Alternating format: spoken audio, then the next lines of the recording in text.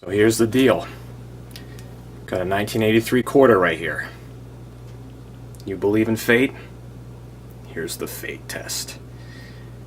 I'm gonna flip this 3 times, or the best out of 3 rather, and if it's heads, I'll do it here. If it's tails, supermarket.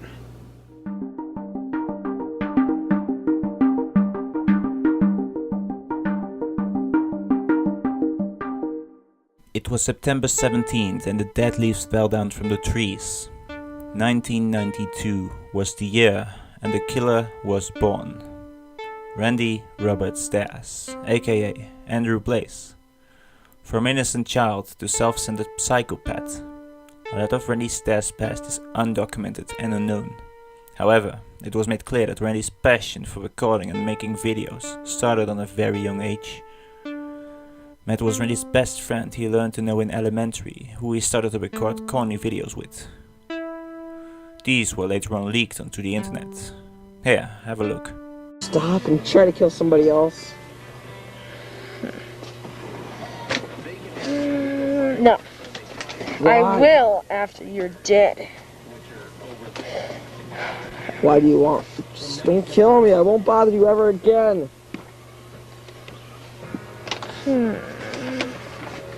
Alright. Now let me go, I'll be out of your hand. Wait. Tonight. Sunset when it's almost dark. Stop and listen to me. Come to those woods. His passion started to take shape after creating parody movies of Scream and other gore-based horror slashers. You can see his descent into madness through his journey in life if you compare his first videos he made to the last ones uploaded to his channel. Dear Diary, adopted a stuffed animal horse head on a stick today. It was almost lifelike. Other than that, today What the hell? Talking stuffed horse head on a stick! Oh my god! I rescued you from that shopping cart! Had I not shown up, you would have been dead by daybreak! And this is how you repay me? You lying, double-crossing, backstabbing motherfucker! He idolized the Columbine killers Dylan and Eric, who committed a mass shooting because they were bullied and wanted to take revenge on society that spit on them. However, Randy started his channel with whole different intentions at first. He wanted to become a famous celebrity to YouTube. He got the idea when he was on a skiing trip with friends and one of them decided to do a stunt and others decided to film it and post it on YouTube. This idea of Randy becoming a famous star was a great promise to him. He created his first video where he was a burglar named Hugh Chess breaking into his own house. Randy created a lot of channels before Pioneers Productions and Amber's Ghost Squad, what soon would become his main channels for uploads. The name Pioneers Productions was based on the local football team as Randy adored football. Other channels created by Randy Stas were Wordless Toaster, Pioneers Anthology, EGS World, Andrew Stas and Andrew Stas 2, to name some of them. He also created some channels based on the name he was born with. Randy made it clear that the only person he had a real connection with was his mom. Later on he would also have a better connection with his brother after hating his guts for years. His connection with his dad used to be good, but his care for his dad faded away ever since high school started because his dad's behavior towards him. Randy became obsessed with a fictional character named Amber McLean from Danny Phantom. He would base his whole channel around her, believing Amber to be a real person, and believing that there were ghost squads in the afterlife that would take us after we died. And it's not like demonic stuff or anything, it's just like these entities that are around me and trying to guide me, and I know it's the EGS. They're not angels, it's not God. I don't believe in a God, I believe in a goddess. It's like certain people I meet, I feel like are other squads that have like come to this planet in forms of humans like myself. According to Butch Hartman, Amber was an unpopular high school girl that died in a house fire while she was asleep. And as Amber had a passion of becoming a famous rock star in life, Randy had a passion of becoming a famous YouTuber in life. Hello YouTube Pioneers fans, I'm probably really late on this and the fad is dying down, but I'm gonna draw my life for those who ask me to. As I have spoken about the most things of Randy Starr's past, let's go over the things we haven't discussed yet that he mentioned in his Draw My Life. First of all, Randy made clear that he didn't really like to socialize. He made clear he only spoke when talked to, and he made clear that whenever a teacher would greet him in the hallways, he blatantly would ignore them. Randy also made clear that he started to create his own websites and update them daily, mostly about sports and football. Randy went even as far as considering a class in web design until he took the first class and found out it really wasn't something for him. In 7th grade, Randy would deal with his first big loss, being his grandfather, who passed away at the age of 77 because of cancer. Randy made clear that he got his first job in 2010 at McDonald's. He quit 3 hours later. The same summer, he got a job at the supermarket his dad was manager of. In 2011, Randy bought his first iMac, and at June, Randy graduated high school. In 2012, Randy got a message from his mom that one of his classmates named Tom he went to high school with passed away in a car crash. Tom also was going to work with him at McDonald's. As Randy thought Tom was a good kid, and that this could have happened to him, he started to focus on how fragile life was. Randy almost failed class until he managed to quote-unquote pull a rabbit out of his hat and passed the year. Randy learned to know another classmate with the name Matt he also started to connect with. But he learned to know in January 2013 that Matt got into a car crash in December of 2012 and passed away. Randy said that the motivation got completely sucked out of him. And this is where I believe his insanity started to take off. Randy's great-grandfather also passed away in January of that year, and Randy and his brother both got involved into a car crash, separate from each other. Randy said he lost all the interest he had in YouTube because of all of this drama. He stopped doing comedy skits and he started to do gaming videos, as he said that it only took half the time to make them. Randy finishes off with saying that the audience was the only thing that kept him sane. Guess he wore a mask. In Randy's HF video special, he explains that he was very proud at his own accomplishments of starting off with nothing except his own ideas. He then tells the audience that he made a documentary about himself and posted this documentary on his Pioneers Anthology channel. He tells the audience to check it out. He makes also clear that most of his content before 2013 was based upon other people, their content, making them parodies. He said that in 2013 something changed, and that it had been different ever since.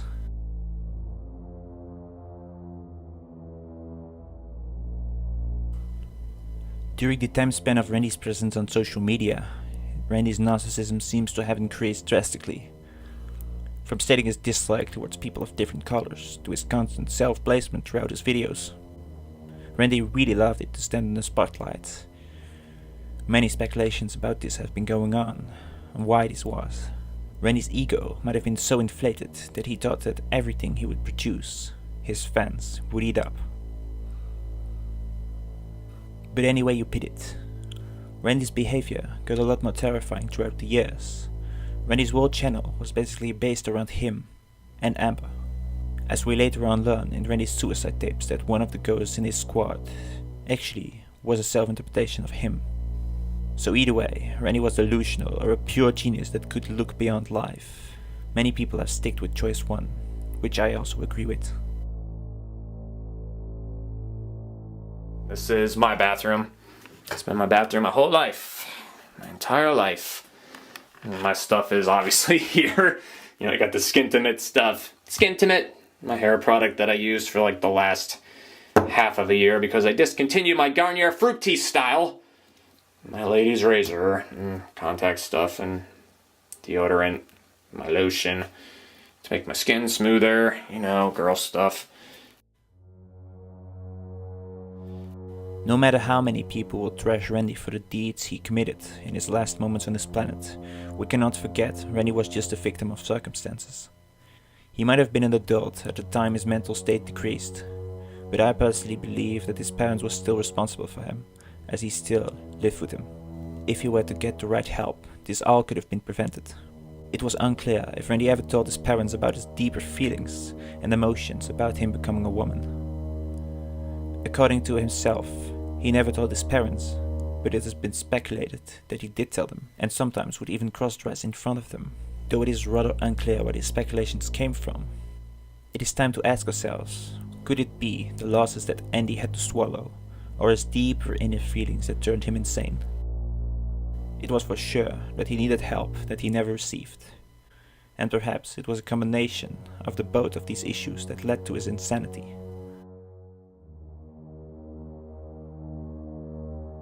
Before the shooting, Randy would create a long tape that would document his thoughts and reason of suicide. It was clear that Randy probably was very delusional. He talks about his own creations that appear to be a parody of Danny Phantom, like it were real people. He explains that he is one of them, and that his girlfriend also is a self-created ghost. The name of this ghost is Mackenzie. It might be speculated that Randy was delusional or perhaps became possessed. This, however, would not be a theory everyone would believe. Randy made clear in an early Q&A that he believed in ghosts and that he was obsessed with them, and death itself as well. About 17 hours of tape were recorded, excluding his goodbye video to his parents, where he showcases his dislike towards his father and his true feelings about his body. But I fucking hated driving with Dad. I always hated going places with him because I could never talk to him about anything, because I never connected with him once high school started. Jeremy did. I connected with Mom. But I could never talk to him about anything. I didn't connect with him at all. With nothing. Besides football. That was it. Like a real narcissist, he also uploaded a video of a house tour with his big finale in his own room. But let's take a closer look at these tapes and let's talk about what they seem to reveal. Randy wanted to talk to his parents for one last time. This is why he recorded this. He made clear that none of his family would have seen this coming. I might not agree with this, as he made clear that he had many mental breakdowns throughout his last years of existence. He made clear that he used to be a bad liar, but for the last years his lying became a lot more convincing, as he said his existence as he knew it was on the line. Randy made clear that he did not see a future for himself and that he didn't want to live. Randy made clear that when Tom passed away, he became obsessed with his dad, wanting to know everything about it, from when he passed away to where he passed away, and if he get buried or cremated. He continues to talk about Matthew and his other losses he had in 2013, that was the year he surrounded himself with darkness and sadness, and fell down into a pit, into a dark place he found himself to be in, not willing to crawl out. After that, Randy explains that from 9th to 10th grade he would cross-dress every Wednesday when his parents were bowling. He continues by stating that this might have been a shock to his parents, but that this might explain why he never had a girlfriend. He said that he wanted a sex change, but refused to, as not everyone after a sex change looks pretty, and because his parents would allegedly make fun of him. He also stated that as he was born in the body he was born in, he also had to pass away in the same body. Then he complains that he needed a body shave every 3 days, which baffles me because I need to shave my body every 2 days. Randy also talks about his girl clothes that he bought and hid in his closet. Then Randy goes on to talk about his whole career on YouTube, exactly like the typical Randy we all knew. He continues to talk about Amber and say that she was hovering above Randy while he was asleep. He tells that this was the almighty power above that might have forced him to do what he was planning to do. Randy also spoke about the Columbine shooters and how they were just as much as a victim as the bullies were. Randy then went on to talk about how a coin flip decided his fate, and if he were going to kill himself alone or if he went to shoot up the supermarket. Randy closes off the video by stating that he would be with Mackenzie after his passing, as she, according to him, spoke to him inside of his head for years. This might have been a mental disorder, such as schizophrenia. Randy ends the video by talking about the Columbine shooters and shows their suicide pictures. The thing Randy mainly talks about in his first entry is the Ghost Squad that he believes are going on beyond life. He says that most things the human mind cannot comprehend. He also goes on to talk about his real plans he had at first by pouring gasoline all over himself and lighting a match, so he could have gone out, as Amber did, After that, he goes on to rant about religion. He then goes on that he didn't have any friends he connected with, so according to him, he could not truly care about them. He then goes on that he doesn't understand why we live. He then goes on that he would love to inspire people to kill. He then goes on about his thoughts, about wishing to slit people's throat, kill people and have a partner to do so, like the Columbine shooters had. Randy goes on that he loves cemeteries, but that he hates that people choose to be buried. Many of the hours of suicide tapes do not really add up the story, as Randy is very repetitive. He also goes on about his dislikes toward gay people, but he also goes on about that being lesbian is okay according to him. In the next entry, Randy starts to talk about how the afterlife is constructed according to him. He goes on to talk about what you believe in will be how you end up. He continues to state that some people will end up as human forever, and some people aren't fully human at all. Randy continues to talk about his classes and his YouTube career, his dreams of becoming a famous YouTuber with the help of a YouTuber named MakeHimBad35. He also points out his natural dislike towards people of black skin color, which doesn't really make any sense, because according to him, we are all just souls in human bodies. Later on, we heard that the death of Matt Murray, the kid he went to high school with, was one of the final straws that broke the camel's back and turned him insane. Randy also worked on a journal where he would put in various information about the emotions and the look at the world he had. In the final letter Randy left behind before the massacre was the following information written. Monday, June 5th, 2017. This will be my last entry. I need to finish up everything and I'll upload it by tomorrow afternoon. Laura f***ing screwed me over with Rachel's voiceover, referring to a voice actress that had to do a voiceover for one of his own creations. Still missing the rhyming portion. F***er hasn't emailed me back forever. 12 days and she's f***ing dead. 2.5 months of being patient and you'll f*** me over like that. Drop f***ing dead. I am so ready to die. 2 more nights and that's it. I have officially accepted that Wednesday night will be the death of me. Everything around me seems to have faded away. This felt as if I am the only soul alive on this planet for the last week. I've seen people, but they feel like an illusion. I've never felt so distant from society, and I love it. Nothing feels the same anymore. My perspectives on everything are different. I wish I started writing this journal back in 2013. So many things have changed. I've never felt so close to returning back to my spiritual body. The girl in me is crawling to get out. 62 more hours. That's the only thing standing in my way. I can almost feel Mackenzie holding me in her arms. You will never fully understand the desire to be who you truly are. I need my spiritual body back. I'd kill my entire family if I was forced to. I just know I'll be in the deepest state of bliss when I get my body back. I know Mackenzie will be there. Rachel will be there. Maybe Fergie too. All of the pressure, stress and tension will be lifted. I'll be looking down at those who I have inspired, and look to see what you create in your lives. Don't forget about me.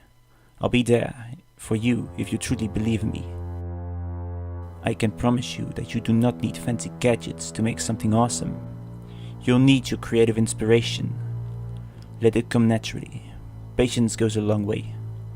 I know how hard it is to work on a big project and having to spend months or years on time on it. It's never easy. I hope I've brought a smile to your face at some points in your lives. Whatever it was in Pioneers Productions, gaming videos, Emma's Ghost Squad, in person, or even just through simple social media message. I'll never forget those who changed my life. I can't thank you enough. Maybe I'll see some of you soon. Remember, life can always be worse. Somewhere out there, there's always someone worse off than you. Hopefully, you'll be able to rediscover yourself through simpler times. It's time for me to go.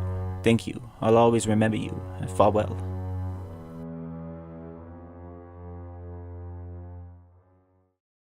It was June the 8th in the early morning. The year was 2017. The night before, Randy used to upload all of his videos and files that he ever made and put them onto the internet. Randy arrived at the Wise supermarket and barricaded the exit of the store with a vehicle. Since his store closed down at 11 PM the previous day, and he barricaded the exit around 1 AM, he might have wanted to take revenge on colleagues that mistreated him during his working there. However, it might also have been because Randy was too scared to go during daytime. This might have been because some of the customers could have been armed. He locked the automatic doors. He pulled out 2 pistol-grip pump-action shotguns. The next chilling hours were filled with Randy shooting up the store and killing 3 of his colleagues. A total of 59 shots were fired to destroy and create as much financial damage as he could. Then Randy took the shotgun, pressed it against his head, and shot himself, killing him instantly. Another reason for Randy's crimes might have been that he had a long-term depression that could have been prevented if he got more mental help. He made clear that most people he spoke to who were his fans were also mentally damaged. He also made clear that many of the people he was planning to corroborate with on his final video dropped out, which enraged him. That was the chilling tale of Randy Stas that could have been prevented if just Randy would have been a bit more open to the world. To finish this video off, I would like to thank you for watching. And if you have a dime to spare, please feel free to donate to me on Patreon. Thank you very much for watching the video. I wish for you to have a nice day. Please subscribe to stay tuned with the videos and like if you liked it.